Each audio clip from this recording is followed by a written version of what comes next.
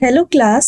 सो हम कंटिन्यू कर रहे थे chapter system of particle and rotation motion and last class में हमने इक्वेशन ऑफ रोटेशन मोशन को पढ़ लिया था and kinematics of rotation motion को कंप्लीट कर लिया था।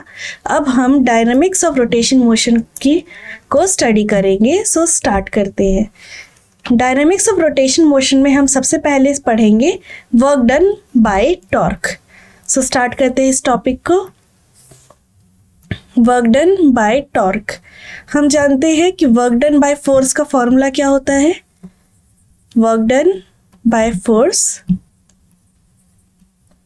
ये नॉर्मल वर्क डन का फॉर्मूला क्या होता है, F vector dot displacement vector. Okay, and अगर ये जो डिस्प्लेसमेंट है ये छोटा डिस्प्लेसमेंट है तो इसको हम लिख सकते हैं F vector dot D x vector. ये नॉर्मल वर्क डन का फॉर्मूला है। अब हम जानते हैं कि रोटेशनल मोशन में एंड लीनियर मोशन में एनालॉजीज चलती हैं। तो जो वर्क फोर्स लीनियर मोशन में करता है वही वर्क टॉर्क रोटेशनल मोशन में करता है। जो वर्क डिस्प्लेसमेंट लीनियर मोशन में करता है वही work angular displacement rotational motion में करता है। तो अगर इस एनालॉजी से देखा जाए तो वर्क डन बाय टॉर्क किसके इक्वल होगा, टॉर्क डॉट डी थीटा। ये फॉर्मूला हमारे पास आना चाहिए। अब हम देखते हैं कि ये फॉर्मूला हमारे पास कैसे आता है और इसके बारे में और डिटेल में चीजें हम जानते हैं। सो हम क्या कर रहे हैं, एक क्रॉस सेक्शन ले रहे हैं किसी ऑब्जेक्ट का, किसी रिजिड बॉडी का जो कि रोटेट हो रहा है फिक्स्ड एक्सिस, जिसको हम जेड एक्सिस कंसीडर कर दे रहे हैं। As said above, we need to consider only those forces which are lying in a plane perpendicular to the axis. Rotational motion के लिए हम खाली वही फोर्सेस कंसीडर करेंगे जो कहाँ पर प्लेन ऑफ परपेंडिकुलर पे लाई कर रहा होगा। F1 एंड P1 क्या पॉइंट है ये अभी आपको डायग्राम से क्लियर हो जाएगा। सो अभी हम डायग्राम देखते हैं। ये रहा हमारे पास डायग्राम। हम क्या कर रहे हैं, कार्टेशियन प्लेन चूज कर ले रहे हैं x dash and y dash. Okay, C point हमारा सेंटर पॉइंट है एंड क्या हो रहा है, यहाँ से जो पार्टिकल है वो P1 एक सर्कुलर पाथ पे चल रहा है। उस सर्कुलर पाथ का जो रेडियस है वो R1 है। किसी टाइम के बाद ये पार्टिकल शिफ्ट होकर P1 डैश पॉइंट पे आ जाता है and angular displacement D theta हो जाता है अगर ये एंगल थीटा है। तो प्लेन ऑफ परपेंडिकुलर पे फोर्स लाई करनी चाहिए, तो ये प्लेन ऑफ परपेंडिकुलर पे हमने फोर्स लाई करा ली। एंड देन यहाँ वाले अगर इस रेडियस के अलोंग हम यहाँ पर इसको एक्सटेंड करें तो एंगल अल्फा 1 बन रहा है एंड टेंजेंट के अलोंग एंगल फाई 1 बन रहा है। तो ये हमारा डायग्राम है। आई होप इस डायग्राम से आपको सारे के सारे पॉइंट्स क्लियर हो गए होंगे।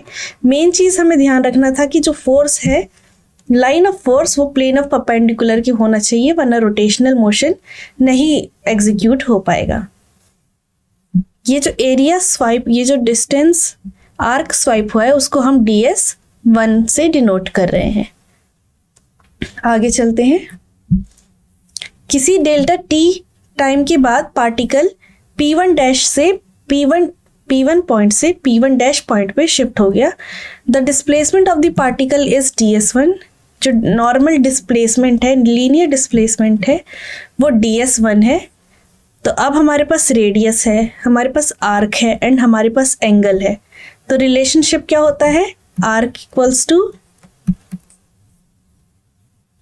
Length upon radius.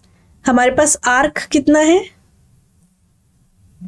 Length equals to arc upon radius होता है, सॉरी, या फिर angle equals to arc upon radius होता है। आर्क हमारे पास क्या है, DS1 डिस्प्लेस हो रहा है, सो DS1।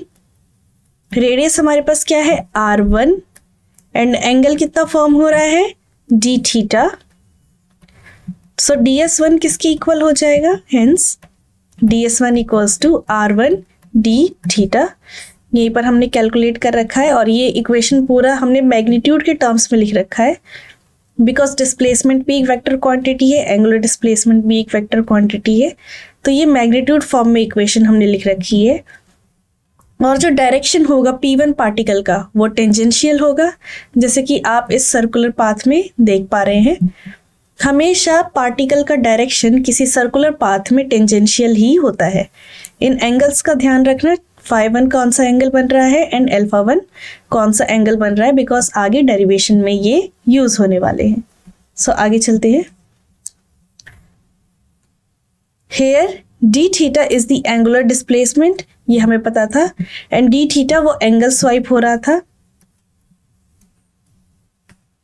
ये पॉइंट P1 था, ये पॉइंट P1 डैश था एंड सेंटर C था। तो ये जो एंगल बन रहा है, angle P1 C P1 dash, ये हमारे पास d थीटा था। तो वर्क डन किसके इक्वल हो जाएगा? Force into displacement. Okay, force into displacement. Dot product हटाते ही क्या आ जाएगा? मैग्नीट्यूड वाइज इक्वेशन हो जाएगी F1 ds1 cos φ1। ओके, अब क्या होगा? हम जानते हैं कि जो φ1 है एंड α1 है, उन दोनों का सम कितना है? 90 डिग्री। तो φ1 को हम लिख सकते हैं 90 minus α1। So φ1 will become 90 minus α1 and cos 90 minus theta होता है sin theta, so it will become sin α1।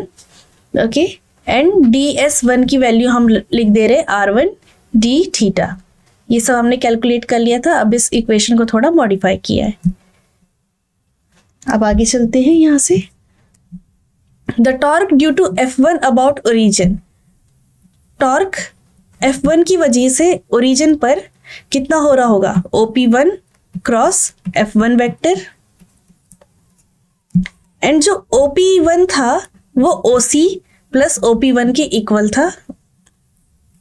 OP1 dash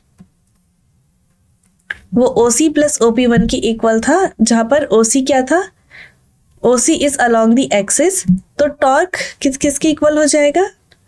अगर OP की जगह हमने रिप्लेस कर दिया तो इस इक्वेशन से CP क्रॉस F1 के इक्वल हो जाएगा, एंड CP हमारा क्या होता है? R1। CP हमारा R1 था। सो टॉर्क 1 किसके इक्वल हो जाएगा? R1 F1 साइन α1, या फिर DW किसके इक्वल हो जाएगा? टॉर्क d थीटा, क्योंकि R1 F1 sine α1 d theta किसके इक्वल हो रहा था? हमारा DW1 के इक्वल हो रहा था। तो DW1 हमारा यहाँ से सिंप्लीफाई होके आ गया T1 d थीटा।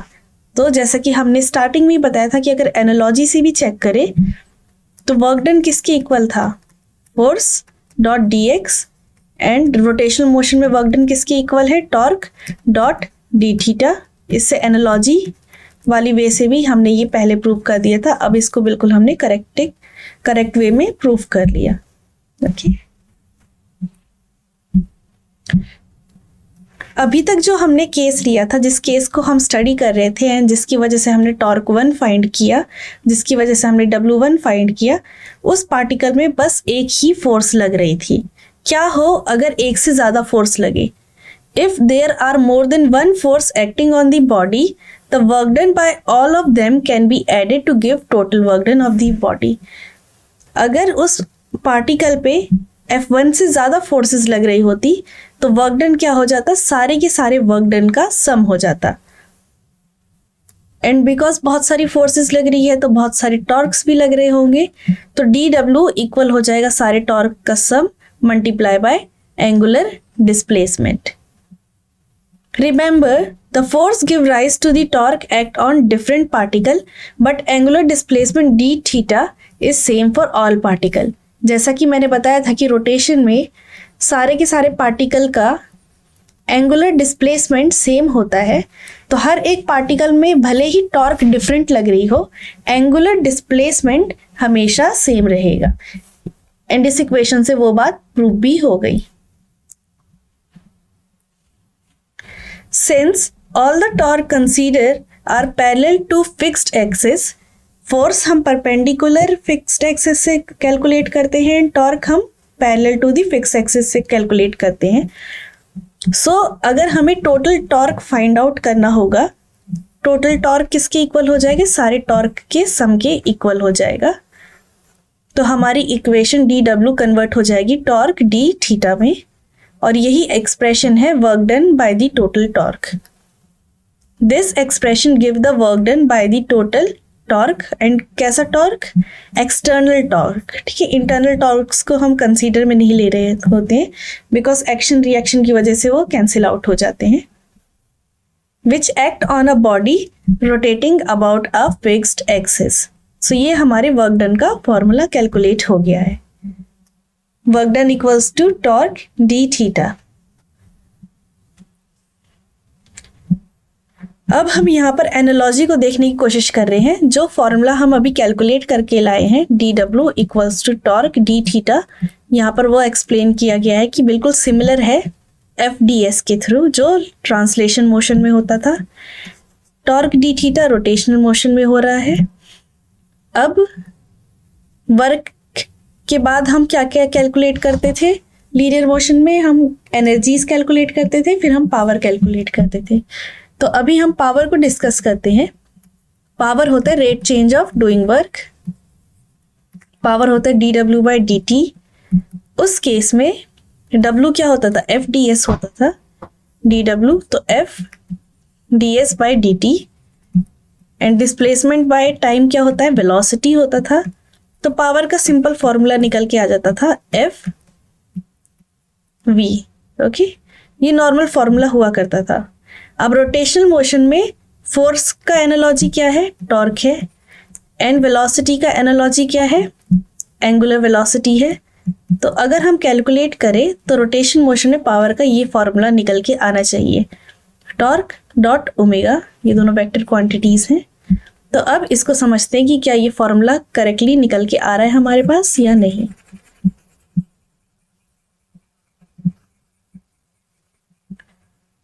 सो पावर हमारा है d omega by D t, d W by D t. And W की वैल्यू ये पुट कर देते हैं टॉर्क डी थीटा।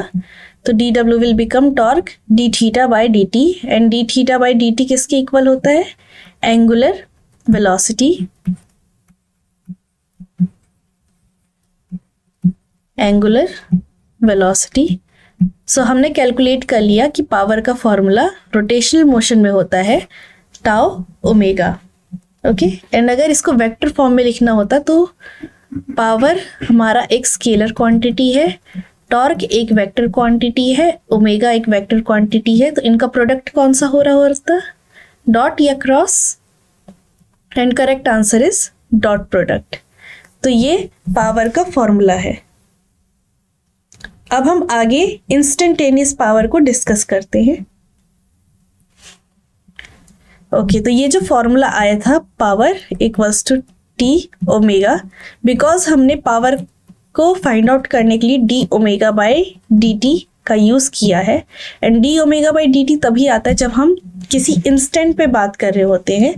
तो ये जो पावर का फॉर्मूला हम कैलकुलेट करके आए हैं, इसको हम इंस्टेंटेनियस पावर भी कहेंगे। अब इस इक्वेशन को अगर हम कंपेयर करें लीनियर मोशन के में, तो वो एफ बी के बराबर आता है। तो इसका मतलब ये कि एनालॉजी जो हमने लगाई थी वो बिल्कुल करेक्ट थी।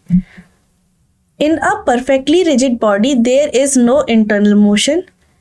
एक परफेक्ट रिजिड बॉडी के अंदर कोई भी इंटरनल मोशन नहीं हो रहा होता, क्योंकि जो इंटरमॉलिक्यूलर डिस्टेंस होता है पार्टिकल्स के बीच में वो ऑलमोस्ट जीरो के बराबर होता है। सारे के सारे पार्टिकल क्लोजली बाउंड होते हैं। ओके, मैं ये डायग्राम बार बार बना रही हूँ ताकि आपको क्लियर रहे कि एक परफेक्ट रिजिड बॉडी में सारे के सारे जो पार्टिकल है वो क्लोजली बाउंडेड हैं। तो परफेक्टली रिजिड बॉडी में कोई इंटरनल मोशन नहीं होता। The work done by the external torque, so work done by external torque does not dissipated and goes on increasing the kinetic energy. So जो work done होता है external torque के द्वारा, वो क्या होता है? वो डिसिपेट नहीं हो रहा होता, वो खत्म नहीं हो रहा होता है। एंड वो किस में कन्वर्ट हो रहा होता है, काइनेटिक एनर्जी में कन्वर्ट हो रहा होता है। The rate at which work is done on the body is given bye, अब हम पढ़ते हैं कि the rate at which work is done on the body, उसका फॉर्मूला क्या है। तो हम क्या कैलकुलेट कर रहे हैं, काइनेटिक एनर्जी कैलकुलेट कर रहे हैं। लास्ट क्लास से एनालॉजी के थ्रू हमने काइनेटिक एनर्जी का फॉर्मूला फाइंड आउट किया था कि normal kinetic energy half mv² होती है, मास का एनालॉजी मोमेंट ऑफ इनर्शिया होता है, एंड वेलोसिटी का एनालॉजी एंगुलर वेलोसिटी होता है। तो काइनेटिक एनर्जी का जो फॉर्मूला निकल के आना चाहिए था वो आना चाहिए ½I⍵²। सो अब चेक करने की कोशिश करते हैं कि काइनेटिक एनर्जी का फॉर्मूला करेक्ट आ रहा है या नहीं।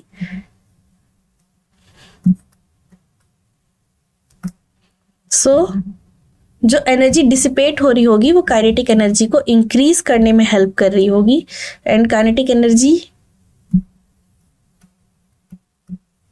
का जो फॉर्मूला है वो ½I⍵² होता है, जो कि वर्क डन के इक्वल होगा, एंड पावर के फॉर्मूले में वर्क डन dω/dt होता है, dW/dt होता है। तो वर्क डन की ये वैल्यू हम यहाँ पर पुट कर लेते हैं। तो हमने d/dt ऑफ I⍵²/2 किया, I एंड 2 कांस्टेंट है तो बाहर आ जाएंगे, ω² का हम क्या करेंगे, डिफरेंशिएशन कर देंगे। तो ω² का डिफरेंशिएशन होगा 2ω dω/dt। हमने एज्यूम किया है कि moment of inertia capital I change नहीं हो रहा है टाइम के साथ, इसका मतलब मास बॉडी का चेंज नहीं हो रहा है टाइम के साथ। The body remains rigid, and because mass change नहीं हो रहा है बॉडी का, तो बॉडी कैसी है, रिजिड है। And also the axis does not change, and जो एक्सिस है रोटेशन का वो भी चेंज नहीं हो रहा है, बिकॉज एक्सिस चेंज होते ही मोमेंट ऑफ इनर्शिया चेंज हो जाता है। एंड हम यहाँ पर कंसीडर कर रहे हैं कि मोमेंट ऑफ इनर्शिया कांस्टेंट है।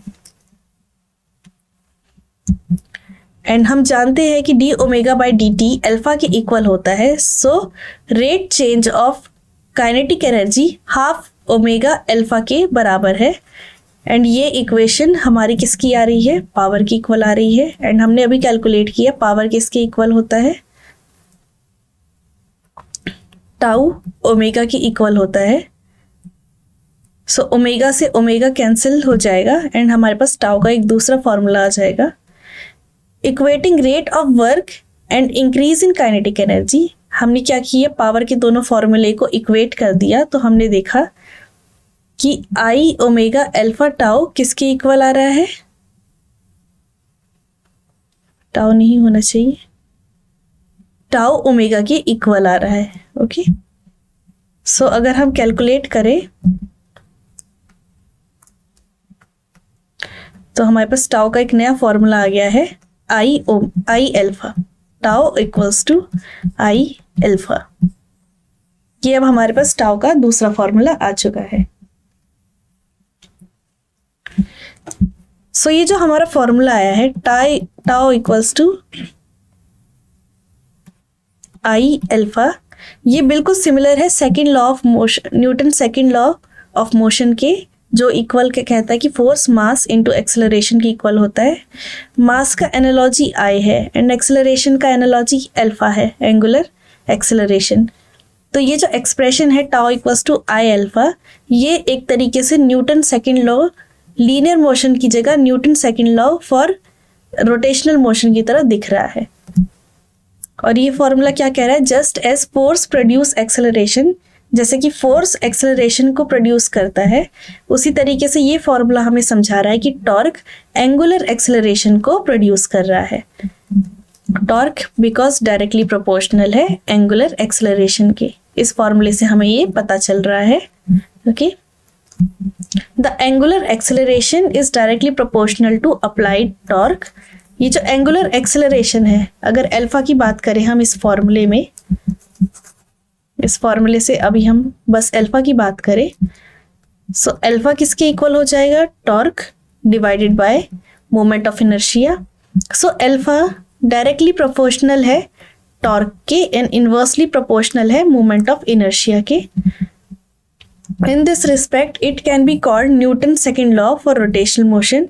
तो इस एनालॉजी की वजह से ये जो फॉर्मूला है टॉर्क इक्वल्स टू I⍵, इसको हम न्यूटन सेकेंड लॉ बोल सकते हैं रोटेशनल मोशन को। एंड बिकॉज यहाँ पर मोमेंट ऑफ इनर्शिया इन्वॉल्व है तो ये कैसा होना चाहिए, अबाउट अ फिक्स्ड एक्सिस, एक फिक्स्ड एक्सिस में होना चाहिए।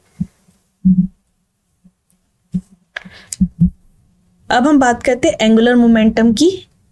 The angular momentum of a system of a particle, हमने एंगुलर मोमेंटम को हम ऑलरेडी डिस्कस कर चुके हैं कि dl by dt किसके इक्वल होता है, टॉर्क अप्लाइड ऑन इट। ये फॉर्मूला हम पढ़ चुके हैं ऑलरेडी। एंड जब हम जानते हैं कि टोटल एक्सटर्नल टॉर्क अगर 0 है तो एंगुलर मोमेंटम कांस्टेंट हो जाता है या फिर एंगुलर मोमेंटम कंजर्व्ड हो जाता है। ओके, अब हम क्या करना चाहते हैं, एंगुलर मोमेंटम को और स्टडी करना चाहते हैं। किसके, इसके लिए rotation about a fixed axis के लिए। जब रोटेशन हो किसी एक फिक्स्ड एक्सिस पे तो अब हम एंगुलर मोमेंटम की बात करते हैं। तो जनरल केस में जो एंगुलर मोमेंटम है, एंगुलर मोमेंटम वो r क्रॉस p वेक्टर होता है। एंड हम टोटल एंगुलर मोमेंटम की बात करें, मतलब समेशन को इन्वॉल्व कर दें, समेशन i, एंड यहाँ पर भी summation i ri pi, so summation i li equal हो जाएगा टोटल एंगुलर मोमेंटम के। एंड उसका फॉर्मूला हो जाएगा क्या, cross product of ri cross pi का whole summation. We first consider the angular momentum of a typical particle of the rotating rigid body. तो सबसे पहले हम कंसीडर करेंगे एंगुलर मोमेंटम किसी टिपिकल पार्टिकल का ऑफ रोटेटिंग रिजिड बॉडी, और फिर हम क्या करेंगे, सारे के सारे एंगुलर मोमेंटम को सम कर देंगे ताकि हमें टोटल एंगुलर मोमेंटम मिल जाए। ठीक है, फॉर अ टिपिकल पार्टिकल, किसी एक टिपिकल पार्टिकल के लिए जो एंगुलर मोमेंटम L होता है वो r क्रॉस p होता है। एंड अगर इस डायग्राम से देखा जाए कि ये हमारे पास कोई बॉडी है जो रोटेट कर रही है with an angular speed omega, and in particles के बीच का डिस्टेंस है r परपेंडिकुलर, एंड ये ओमेगा है एंड ये v वेक्टर है, ये p पॉइंट है, एंड ओरिजिन से इस p पॉइंट की डिस्टेंस r है। तो r किसके इक्वल हो जाएगा, OP के। एंड OP को हम क्या लिख सकते हैं, OC प्लस CP। ओके, तो यहाँ पर r की जगह हम OC प्लस CP से रिप्लेस कर देते हैं। तो P क्या हो जाए, तो एंगुलर मोमेंटम क्या हो जाएगा, इसका cross, okay, cross product, and distributive law से क्रॉस दोनों पे स्प्लिट हो गया। The magnitude of linear velocity v to the particle p is given by VR। v की वैल्यू होती है ओमेगा r, हम जानते हैं, जहां पर r जो रेडियस है वो CP और perpendicular of p axis of rotation के इक्वल हो जाएगा। r परपेंडिकुलर हमारा CP है। आगे चलते हैं, ये डायग्राम का ध्यान रखना। Further v is the tangential at p to the circle which the particle describe. v क्या है, टेंजेंशियल है उस p पार्टिकल पे जो p पार्टिकल वो सर्कुलर पाथ को फॉलो कर रहा है। एंड अगर हम राइट हैंड रूल का यूज करके चेक करें तो CP क्रॉस v पैरेलल आएगा। तो CP क्रॉस v एक्चुअली में r परपेंडिकुलर, एंड कौन सी एक्सिस है, z एक्सिस है, तो k कैप आ जाएगा। तो CP cross MV r perpendicular MV k cap आएगा। इसको और करेक्ट फॉर्म में लिखिए तो MV को भी अगर हम लिखे ओमेगा r परपेंडिकुलर तो इसको हम लिख सकते हैं M r परपेंडिकुलर का square omega k cap. Okay, ये CP क्रॉस MV हमने एक टर्म फाइंड आउट कर ली, अब हमें दूसरी टर्म फाइंड आउट करनी है। And next term is OC cross V। ये क्या है, परपेंडिकुलर है फिक्स्ड एक्सिस के। तो LZ किसके इक्वल हो जाएगा, CP cross MV। And again CP क्या है हमारा, R परपेंडिकुलर, V को भी हम R परपेंडिकुलर ओमेगा लिख सकते हैं।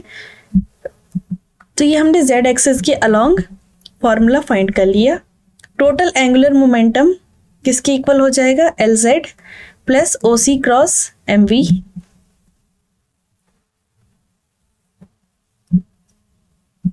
तो हमें नोट करना है कि जो IZ है वो पैरेलल है फिक्स्ड एक्सिस के, बट एंगुलर मोमेंटम नहीं है पैरेलल फिक्स्ड एक्सिस के। इसका मतलब ये कि जो टोटल एंगुलर मोमेंटम I है is not along the axis of rotation for the particle I and omega were not necessarily parallel. किसी एक पार्टिकल के लिए I एंड ओमेगा ज़रूरी नहीं है कि वो पैरेलल रहे। अगर हम कंपेयर करें ट्रांसलेशन से तो P एंड V हमेशा पैरेलल होते हैं, बट अगर रोटेशन में बात करें तो ये पैरेलल नहीं होते, ये जनरली परपेंडिकुलर होते हैं। ओमेगा एंड L हमेशा परपेंडिकुलर होते हैं।